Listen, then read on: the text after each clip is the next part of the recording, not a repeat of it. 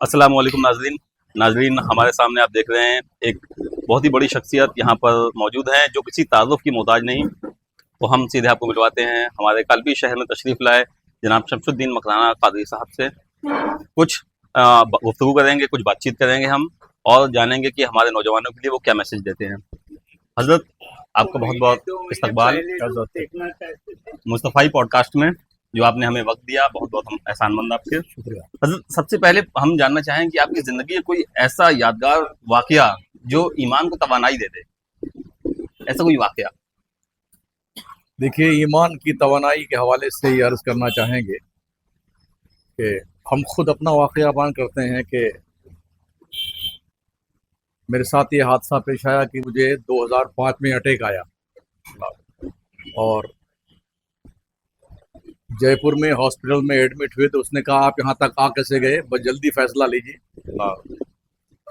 हमारा यकीन और ईमान इस पर है कि जब मौत लिखी है तो उससे पहले मौत नहीं आएगी, और जब आ गई है तो कोई टाल नहीं सकता है। तो आधा घंटा तक उसने कहा कि आप कैसे आ गए, हमने कहा अल्लाह लेके आ गया। तो आप जल्दी फैसला कीजिए वरना कुछ भी हो सकता है। आधे घंटे डराता रहा, धमकाता रहा हो। तो मैंने कहा डॉक्टर साहब बात सुन लीजिए, मैं एक मौलाना आदमी हूँ और मैं पूरे मुल्क में दुनिया को समझाता हूँ। तो एक बात सुन ले, मौत ना आप टाल सकते हैं ना हम टाल सकते हैं, और अभी मुझे कोई फैसला नहीं लेना है। अच्छा, जब तक नहीं लेते फैसला ये दवा खाते रहिए। मैंने उसकी पर्ची को यूँ गोली बना के उसके डब्बे में डाल दिया। मैंने कहा आप गाड़ी लौटाइए, अजमेर शरीफ चलिए, बड़े डॉक्टर के पास चलिए। क्या बात है, बहुत खूब। सरकार ख्वाजा के आस्थाने पे गए और जाने के बाद सलामी पेश की और यही मैंने कहा कि मुझे कुछ नहीं करना है, ये आपको कह के जा रहा हूँ, ये संभालना आपका काम है। आप अताए रसूल हैं, हिंदल वली हैं, आपको संभालना है। राजस्थान का इसीलिए बुलाया था कि अटैक का मर्ज देना है, मुझे कुछ नहीं करना है।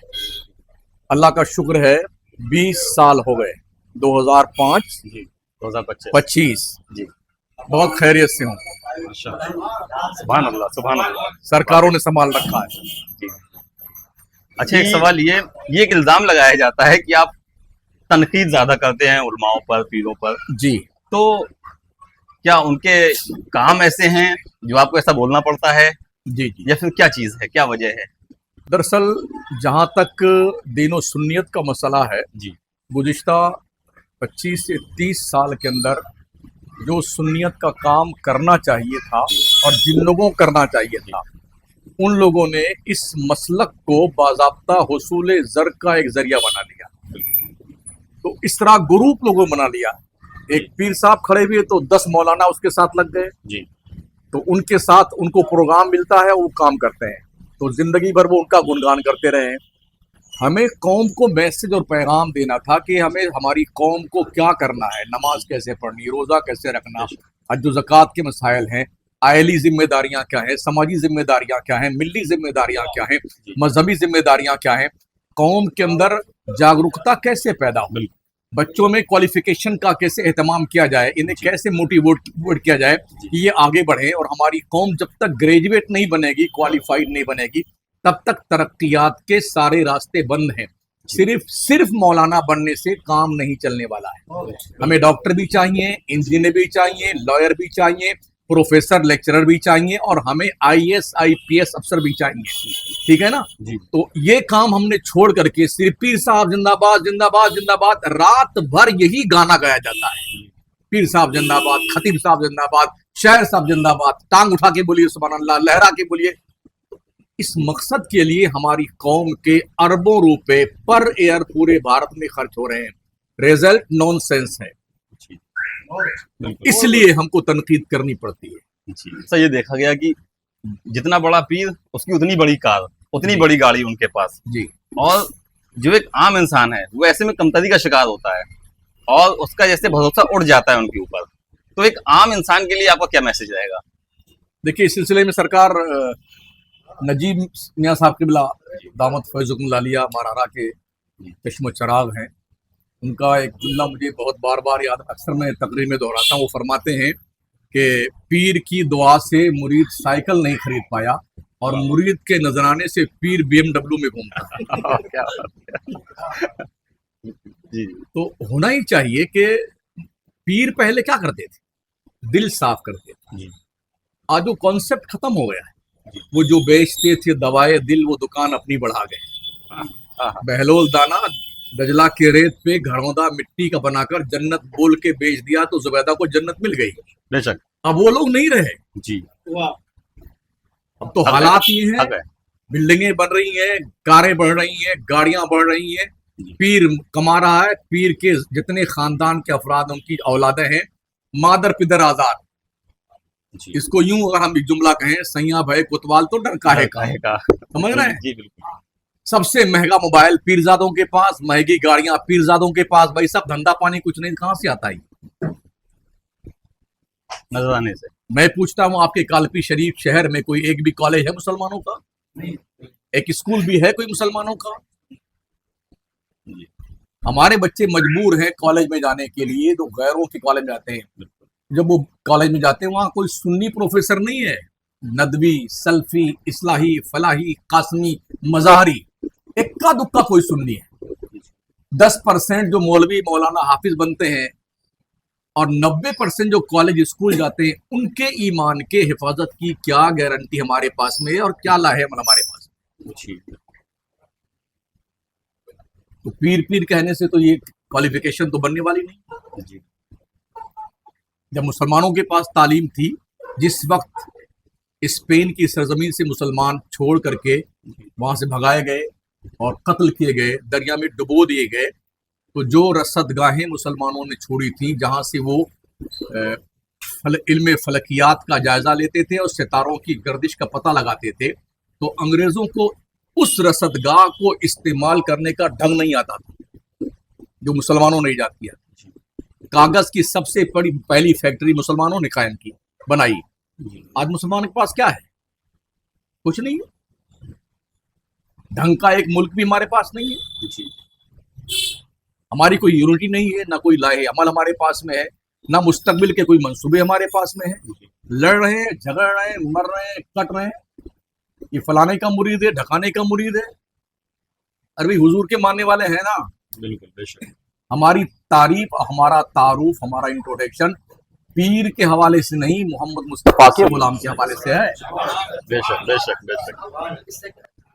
तो ये जैसा आपने बताया कि हमारे साइंस की नॉलेज या जो मॉडर्न एजुकेशन ये भी होना चाहिए, तो आपकी तरफ से क्या कोई ऐसी पहल शुरू की गई जो नौजवानों को इस तरह लेके जाए? इस तरह अल्हम्दुलिल्लाह हमने शहर मकराना में बहुत बड़ा ताल्लुम कायम किया है। माशाअल्लाह। इंग्लिश मीडियम 10वीं तक है, हिंदी मीडियम 10वीं तक है, कंप्यूटर का पूरा लैब है, दरस निज़ामी पूरा है, कढ़ाई लिखाई पढ़ाई, इस सिलाई का सारा कारोबार है।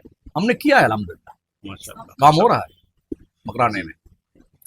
अच्छा, जो अभी जदीद साइंस का दौर है, तो इसमें इज्तिहाद का रास्ता खोलना चाहिए।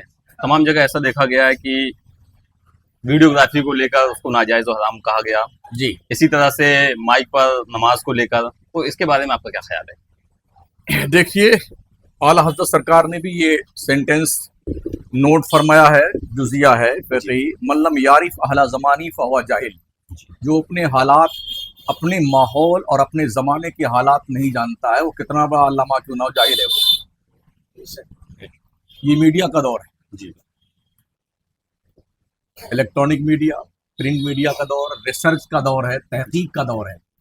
वो ज़माने लद गए जब आपने जो कहा उसे मान लिया। आज आदमी रिसर्च करता है, तहकीक करता है, 10, 15, 20 मौलाना की तकरीर सुनता है, फिर वो कंपेयर करता है कि हमें क्या लेना क्या नहीं लेना है। बिल्कुल ठीक है ना। तो आज की इस कंडीशन में हम अपनी न्यू जनरेशन को कैसे मुतमईन कर सकते हैं? हमें ऐसे उलमा की जरूरत है जिन्हें बाज़ाब्ता तौर पर बैनुल अक़वामी पैमाने पर मज़ाहिब के दरमियान तकाबुल अदियान का भी शऊर पाया जाता है उनके पास में। रिसर्च की जो राहें होती हैं उस पर भी वो जो है अच्छी पकड़ रखते हो। जैसे हमारे यहाँ मुहक्किक़ मसाइल जदीदा अल्जामतुल अशरफिया मुबारकपुर के मुफ्ती निज़ामुद्दीन साहब क़िबला दामत फैज़ुल आलिया है। अल्हम्दुलिल्लाह उनके जो मसाइल हैं, जिस पर जदीद मसाइल पे उन्होंने तहक़ीक़ की ना, चाहे कितने लोग उनकी बुराई करते हैं, मगर मजबूरन उन्हीं के बताए हुए मसले पे अमल करते हैं। बेशक। ठीक है ना। अब रह गई वीडियो की बात। बिलाशुबहा आज की तारीख में छोटा पीर हो या बड़ा पीर हो, कहीं का पीर हो, पूरे मुल्क हिंदुस्तान पाकिस्तान की बात करता हूं, किसकी वीडियो नहीं है, किसकी फोटो नहीं है। घर के अंदर, मदरसे के अंदर नमाज पढ़ते हुए, अमामा आते हुए, वजू फरमाते हुए, बेटों और पोतों को खिलाते हुए, और ट्रेन में तशरीफ लाते हुए, फ्लाइट में बैठते हुए, उतरते हुए, गाड़ी पे उतरते हुए, बैठते हुए, ये कौन सी एंट्री बोलते हैं? ग्रैंड एंट्री, ग्रैंड एंट्री हो रही है शानदार जनाब एंट्री की। हो रही है। हाँ, ये सब क्या है? खुदरा फजीहत दीगरा नसीहत। आज की तारीख का ये तकाजा है। अगर आप इलेक्ट्रॉनिक मीडिया से हट जाएंगे, दुनिया आपको लात मार के साइड में कर देगी। जी। आज पूरी दुनिया में क्या हो रहा है, आपके खिलाफ क्या साजिशें हो रही हैं, अगर इसका सहारा ना लिया जाए, कि आपके पास क्या इल्म है? जी। कोई पत्रकार किसी जलसे में पहुंचता है, ए खबरदार फोटो मत खींचना, और फिर क्या कहते हैं? ये पत्रकार लोग अखबार में हमारी खबरें, तुम्हारे बाप के गुलाम है पत्रकार लोग। जी, क्या बात है, बहुत खूब। इतने बड़े बड़े हम जलसे करते हैं, जी।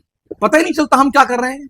लोग एक कमरे में बैठ करके प्लानिंग करते हैं, उसी उसको हाईलाइट करते हैं। जी। फोटो छपेगा आपका, तो इससे आप बच नहीं सकते। तहकीक के दरवाजे बंद नहीं हुए। जी। अकीदा नहीं बदलता है, मसले बदलते हैं। जी। हर दौर में अकीदा एक जैसा रहा है, मसले हमेशा बदलते रहे। बेशक। मसलों में जो है इख्तलाफ हुआ है तो चार मज़ाहिब, हनफी, शाफई, मालिकी, हम्बली, जी। ये चार मज़हब है। हम यहाँ नियत बांधते हैं, शवाफे यहाँ बांधते हैं, मालिकी यूं खड़े होते हैं। हम किसी को गलत नहीं कह सकते, ये मसाइल में इख्तलाफ। जी। ऐसे ही और आगे आई, इस जमाने में आला हजरत इमाम अहले सुन्नत ने तकरीबन फतवा रज़विया में एक दो नहीं, कम से कम 70 से 75 जगहों पे ऐसे मसले हैं जो आपने जायज़ लिखा है और सदरुल शरिया ने उसे नाजायज़ लिखा है, और आला हजरत ने जिसे नाजायज़ लिखा, सदरुल शरिया ने उसे जायज़ लिखा है। वो उनके शागिर्द थे आला हजरत के। तो क्या कहेंगे आप कि सदरुल शरिया बहुत बड़े मुजरिम है, इन्होंने आला हजरत के खिलाफ क्या काम किया है? नहीं ना। हालात बदलते हैं तो मसले बदल जाते हैं। मैक का मसला रह गया। जी। जी। सरकार मुफ्ती आजम हिंद अली रहमान ने फतवा दिया, मैक पर नमाज नाजायज। मुफ्ती अफजल हुसैन साहब किबला थे, वहीं पढ़ाते थे हजरत की निगरानी में। उन्होंने फतवा दिया जायज़ है माइक पर नमाज। लोगों ने कहा कि इस मुफ्ती को निकालिए यहाँ से, आपकी निगरानी में और आपके खिलाफ इसने फतवा दिया है।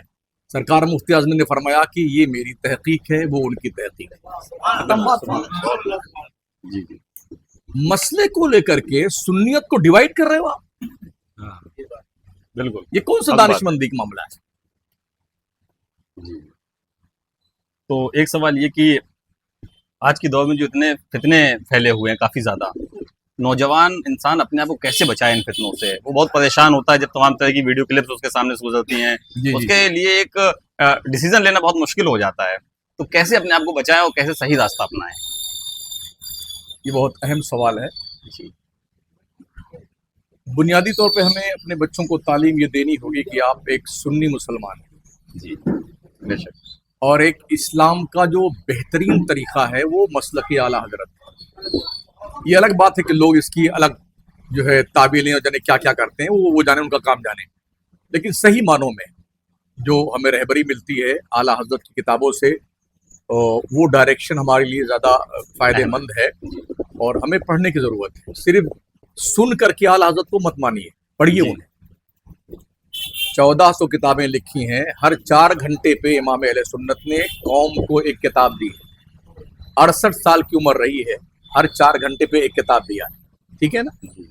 और तकरीबन जदीद तहकीक के मुताबिक 152 इल्मो फन पर आला हजरत ने किताबें लिखी हैं, माशाअल्लाह। जबकि दुनिया की तमाम तर यूनिवर्सिटीज़ में सिर्फ 36 उलूम पढ़ाए जाते हैं, और इन सारे उलूम में आला हजरत का कोई उस्ताद नहीं है। ये इल्म लदुन्नी है, अल्लाह ने अपने करम से अता फरमाया